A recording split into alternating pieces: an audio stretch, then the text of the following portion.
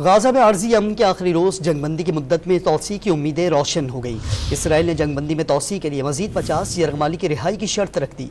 Hamas जंगबंदी में तोसी के बदले मजीद यरगमालियों की रिहाई के लिए पहले ही रजामंदी का इजहार कर चुका। गाजा में जंगबंदी मुआहदे की मुद्दत बढ़ाने के लिए कतर, मिस्र, अमरीका, यूरोप और स्पेन की जानिब से कोशिशें जारी हैं। अक़वाम मुत्तहिदा ने जंगबंदी में तोसी का मुतालबा करते हुए वाज़ेह किया कि 4 दिनों में इमदादी सामान तकसीम करने के बाद अब भी गाजा में इमदादी सामान की बहुत जरूरत है। इस्राएली हुकूमत के तर्जुमान एलन लेवी ने बताया है कि हमास गाजा में कैद मजीद 50 कैदियों की रिहाई के बदले जंगबंदी में तोसी के लिए इसराइल की रजामंदी से आगाह थी। एलन लेवी ने यह भी बताया कि गाजा की पट्टी में 184 इसराइली शहरी अब भी जेर हिरासत हैं। दूसरी जानिब इसराइली वजीर आजम ने मकासद हासिल होने तक अपनी गाजा में जंग जारी रखने का ऐलान किया था।